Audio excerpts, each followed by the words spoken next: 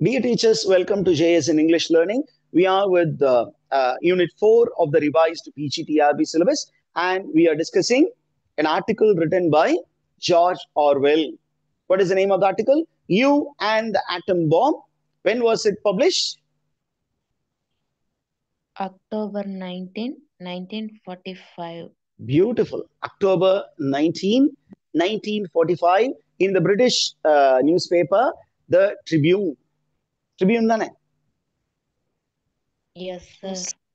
It was the Tribune, the newspaper. அந்த newspaperல ஒரு article publish பண்ணாரு 2 months after the bombing of Hiroshima and Nagasaki by USA.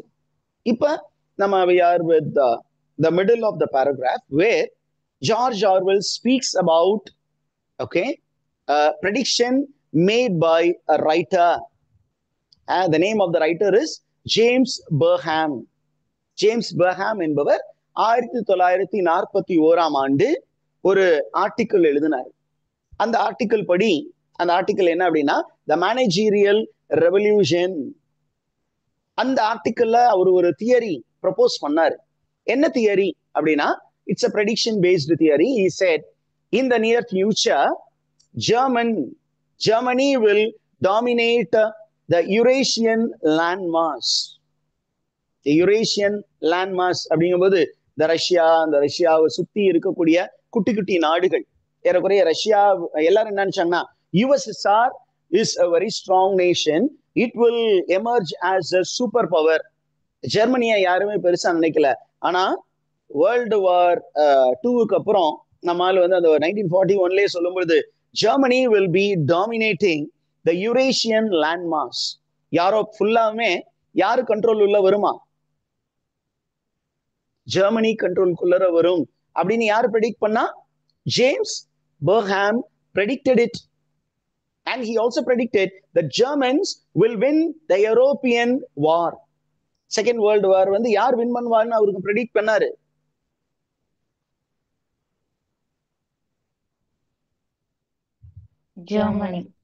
Germany. And அது வந்து possible ஆயிருக்கும். But 1 or 2 strategic failure of Hitler that brought German to a very sad end ன்னு வச்சுக்கோங்களேன். But அவர் சொன்ன prediction ஏறக்குறைய சரியாக தான் இருந்தது. இன்னொரு ப்ரெடிக்ஷனும் சொன்னாரு. என்ன அப்படின்னா Japan would remain master of East Asia. கிழக்கத்திய ஏசியா நாடுகளில் எந்த நாடு வந்து சூப்பர் பவர் மாதிரி இருக்கும் அப்படின்னு சொன்னாராம்? ஜெர்மனி தான் சூப்பர் பவரா இருக்கும்னு சொன்னாரு. ஜெர்மனி அந்த ஜப்பான் வந்து என்ன பண்ணுச்சு? நல்ல எமர்ஜ் ஆகி வந்தது. அவரு சொன்ன மாதிரியே ஜெர்மனியும் எமர்ஜ் ஆகி வந்தது. பட் அந்த கால்குலேஷன் சம்டைம் ஃபெயில்ட் அப்படின்னு நிறைய பேர் ஆர்கியூ பண்ணிக்கிட்டு இருந்தாங்க. ஆனா அவர் சொன்ன ஒரு சில விஷயங்கள் சரியாக இருந்தது. என்ன அப்படின்னா அவர் சொன்ன மாதிரி ஒரு geographical picture of the future world நீங்க அப்படியே பார்க்கும் பொழுது இந்த 1941க்கு அப்புறம் what he predicted happened in the world map. Japan was becoming very powerful. It was extending control over the neighboring states. அப்ப the map during those years completely underwent change. அதே மாதிரி Germany was invading the neighbor nations. அப்ப the boundary of Germany also extended. Did you understand the teachers?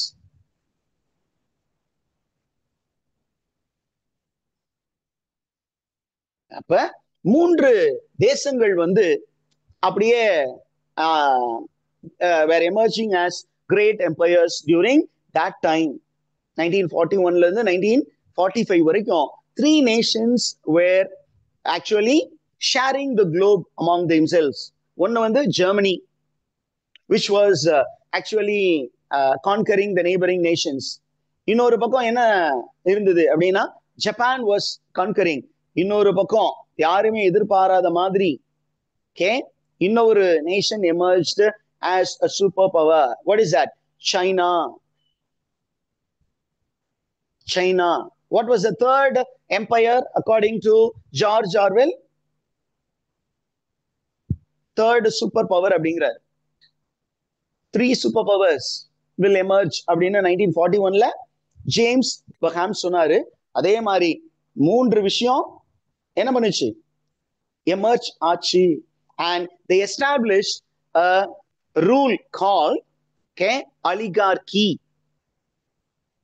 What was the rule which was established? No monarchy, no democracy. Monarchy na rule by one man. Democracy rule by many people. But oligarchy அப்படின்னா rule by like-minded people, elite people, enlightened despots, not single man. அந்த single man வந்து tyrant ஆயிடுவான். ஒரு 3-4 பேர். கூட்டாட்சி தத்துவம். நம்ம அது கூட்டாட்சி தத்துவம்னோன்னு மக்கள் வந்து எலெக்ட் ஆகி வந்து ரூல் பண்ணாங்க. That is called democracy. ஆனா சுயம்புகள் ஒரு சில பேர் 6-7 பேர் அல்லது 2-3 பேர் ஒன்னா சேர்ந்து ஒரு நாட்டை வழிநடத்தி சென்றால் இட் இஸ் கால்ட் oligarchy. அப்ப oligarchy was established by these 3 countries. Are you there with me, teachers?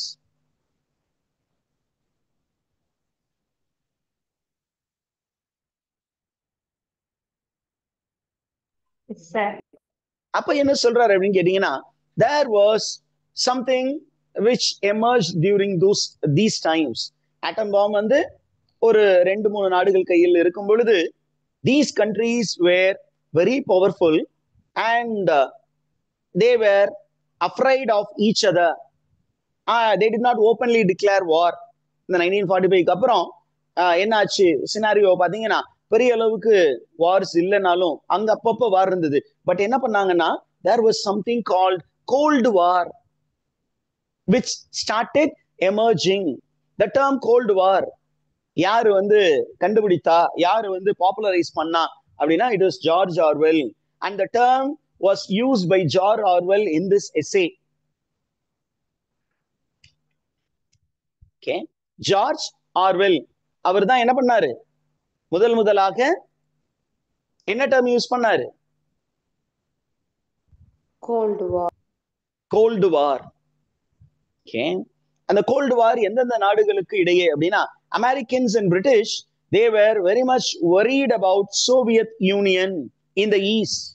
1947ல இருந்து ஏறக்குறைய 1989 வரைக்கும் it is called the period of cold war. அப்ப என்ன பண்ணாங்க அப்படின்னா, இந்த எதிரெது துருவமங்களாக இருந்த அந்த நாடுகள் என்ன பண்ணாங்க? they try to negotiate with each other. It's called haggling. haggling அப்படின்னா ஒரு கோடு போட்டுக்கிட்டாங்க. இந்த கோட்டை தாண்டி நீயும் வரக்கூடாது, நானும் வரமாட்டேன். ஏதோ ஒரு படம் ஞாபகம் வருதா டீச்சர்ஸ்? கைப்புல கட்டப்புல. ஓகே, கைப்புல படம் என்ன படம்? Are you with me? கொஞ்சம் ரிப்ளை பண்ணலாமே. Winner sir. வின்னர் அப்படிங்கிற ஒரு படத்துல வடிவேலு ஒரு கோடு போட்டு வர சொல்லுவாரு. என் ஆளு ஒரு கோடு போட்டு வந்துட்டு, இந்த கட்டத்தை தாண்டி பேச்சா இருக்கணும், இந்த கட்டத்தை இந்த கோடை தாண்டி நானும் வரமாட்டேன், நீயும் வரமாட்டேன். This is called haggling. Negotiation. என்ன?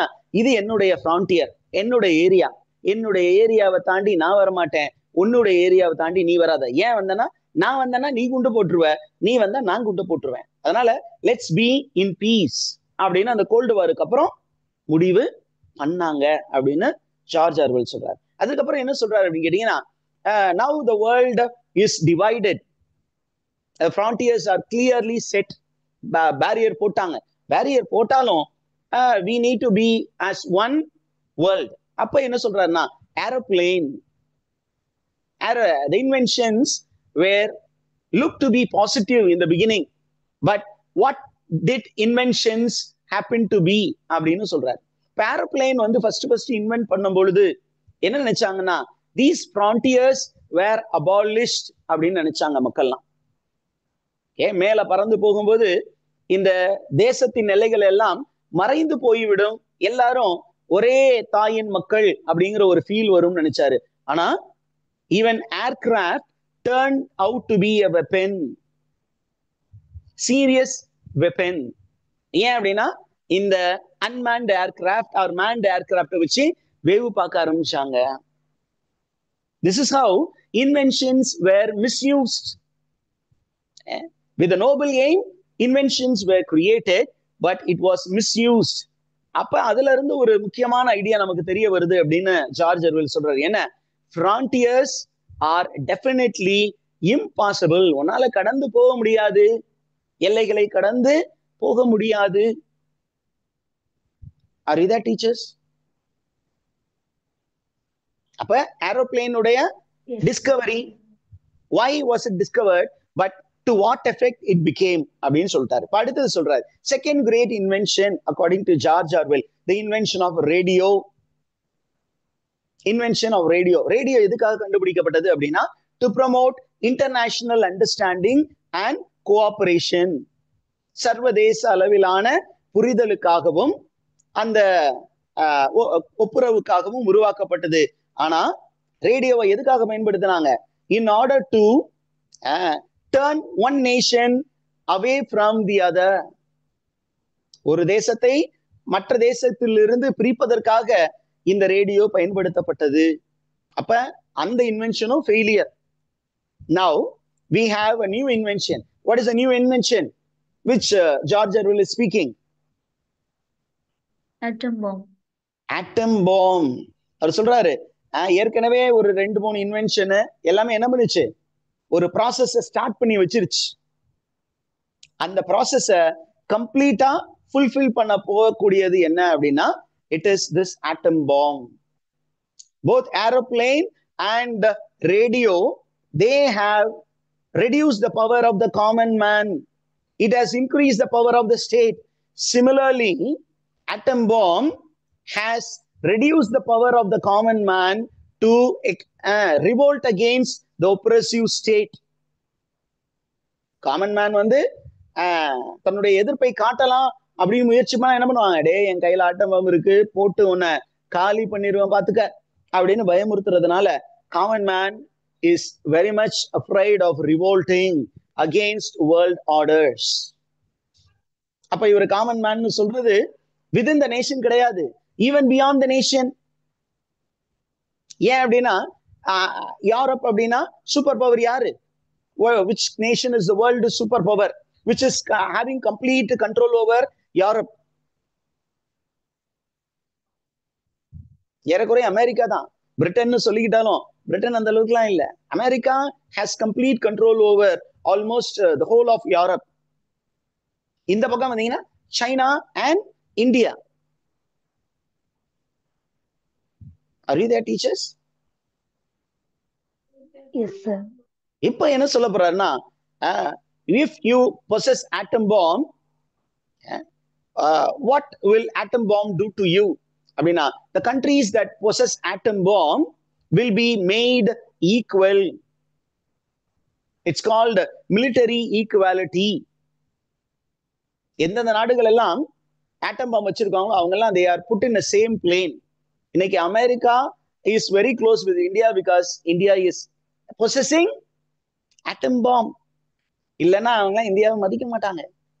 மற்ற நாடுகளும் இந்தியா பெருசா இந்தியாவை பார்த்து பயப்படுறதுக்கே காரணம் என்ன அப்படின்னா, இந்தியா வந்து கோதால குதிச்சுச்சுன்னா நம்ம எல்லாம் காலி ஆயிடுவோம், majority.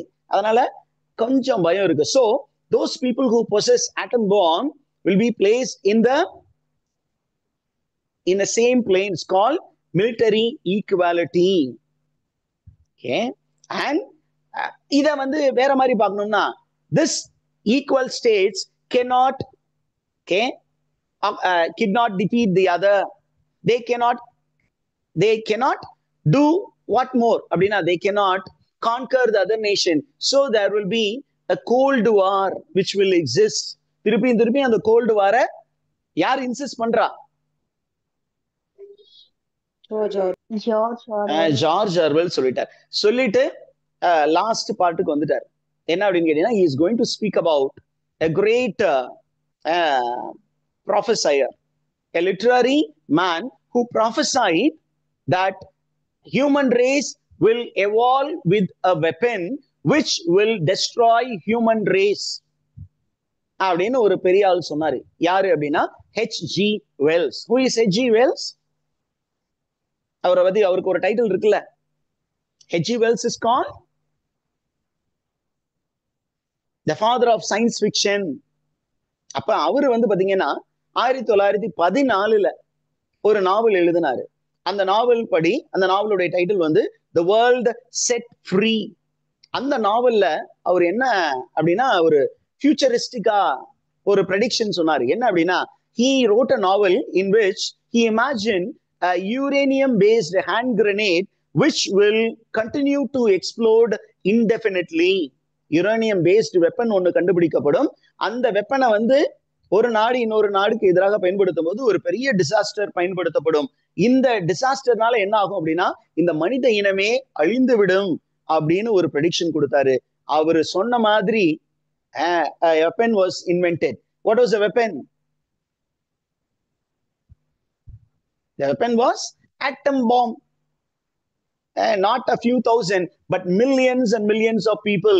And even after several hundred years, Japan is suffering. Hiroshima and Nagasaki, the future generation, those who survive, are still suffering from radiation disaster. இன்னுமே அங்க இனம் உள்ள குழந்தைகள் இருப்பதாக தகவல்கள் உள்ளன. அப்ப யாரு அதை முன்னாடியே ப்ரெடிக்ட் பண்ணியிருக்காவா? H.G. Wells. H.G. Wells. H.G. Wells 1914 sir, 45 தான் ஆட்டம் பாம் வந்து கண்டுபிடிச்சு டிராப் பண்ணாங்க. ஆனா 14 நம்மால ஒருத்தர் ப்ரெடிக்ட் பண்ணிட்டாரு. என்ன அப்படின்னா, human beings will invent a uranium based equipment which will destroy human beings, which will make human beings like ants and other gregarious species to take over. நம்ம செத்து போயிருவோம். யாரு வந்து இந்த உலகத்தை ஆள்வார்கள்? எறும்புகளும் மூட்டைப்பூச்சி. அப்புறம் என்ன நடந்தாலும் ஒரு பூச்சி சாகாதுன்னு சொல்றாங்க. நம்ம வீட்டுல இருக்கும் கரப்பாம்பூச்சி, காக்ரோச். அப்ப cockroach will rule the world அப்படின்னு முன்னாடியே ப்ரெடிக்ட் பண்ணிட்டார். அதுக்கு ஒரு எக்ஸாம்பிளா சொல்றாரு. என்ன அப்படின்னு கேட்டீங்கன்னா, this particular weapon does not, இன்னைக்கு நம்ம அவர் ஏற்கனவே ப்ரெடிக்ட் பண்ணாருன்னு சொல்லிட்டு என்ன சொல்ற, இன்னைக்கு இந்த ஆட்டம் பாம்பினுடைய வருகையினால பெரிய அளவுக்கு அனார்கி வரப்போறது இல்லை. ஆனா சம்திங் இஸ் ரீஇம்போஸ். என்ன அப்படின்னா, அடிமைத்தனம் is ரீஇம்போஸ்ட்.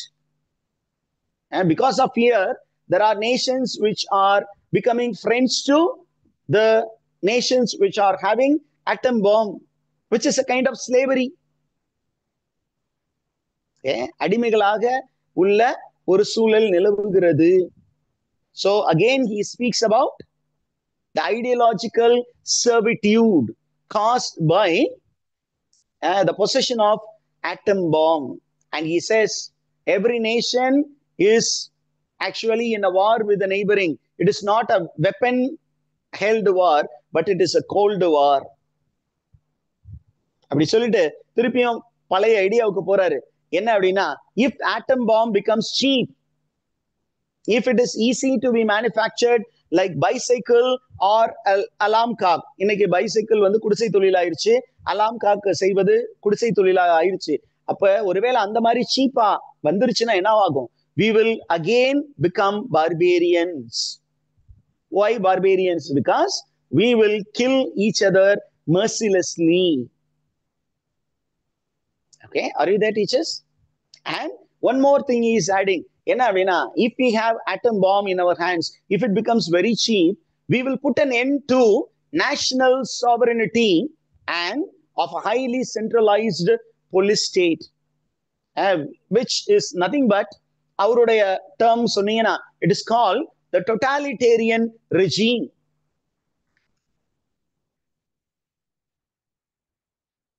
Totalitarian regime. You know, George Orwell was a writer who was against totalitarian regime.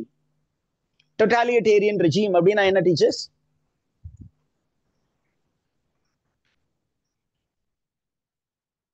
Totalitarian regime means a military government, okay, which opposes political parties, which doesn't give importance to individual. Individualsக்கு இங்க importance கிடையாது. Individual will be turned to numbers. Individuals என்ன பண்ணிடுவாங்க? Numbers கொடுத்துருவாங்க. நமக்கு numbers இருக்கா? Are we in a democratic state? You have a number. எத்தனை digit number? 100 digit number உங்களுக்கு எனக்கு இருக்கு. What is it called? Sir, Aadhaar card. Aadhaar. Aadhaar number. Your moves are watched. இன்னும் ஒரு ஸ்டேஜ் போய்கிட்டு இருக்கு. என்ன அப்படின்னா சிப் வில் பி பிளேஸ். நமக்கு சிம் கார்டு சிப்பை வச்சு நம்ம எங்க போலான்னு பார்க்கலாம். நமக்கே பயாலஜிக்கல் சிப் வைக்கிற காலங்கள் வரும். The whole world is moving towards not only our nation, Western countries already அந்த சிப்ஸ் எல்லாம் in vogue. அதே மாதிரி ஒரு சிச்சுவேஷன் வரும் when we will not have individual freedom. Everyone's freedom will be curbed by the totalitarian regime. அந்த totalitarian regimeக்கு எதிராக voice கொடுத்தவர் தான் George Orwell. He was for socialist government. Are you there, teachers? அதனாலதான் என்ன சொல்றாரு அப்படின்னு கேட்டீங்கன்னா this particular atom bomb should become cheaper so that the common man can use it to terrorize the totalitarian regime. And with that atom bomb, there is no possibility of peace. There will be only possibility of Cold War anxiety. Anxiety na ஒரு பதட்டமான சூழ்நிலையில் தான் உருவாகும் ஆட்டம் bomb இருக்கிற வரையிலும் அப்படின்னு சொல்றாரு. Are you there with me? இது வரைக்கும் புரிஞ்சுதா? Yes, sir. இப்ப ஜார்ஜ் ஆர்வெல் அப்படின்னா யாரு அப்படின்னா அவருடைய உண்மையான பெயர் எரிக் ஆர்தர் பிளேயர். அப்ப ஜார்ஜ் ஆர்வெல் அப்படிங்கிறது it is a pen name. Are you with me? புரிஞ்சுதா? What is the original name of George Orwell? Eric Arthur Blair. Eric Arthur Blair. And he was born in Bengal in 1903 because his parents were here. Okay? His parents were Westerners who were in India. அவங்க இங்க they were in imperial government. They were serving as civil servants. அவங்களுக்கு பிறந்த George Orwell இந்தியால தான் பிறந்தாரு.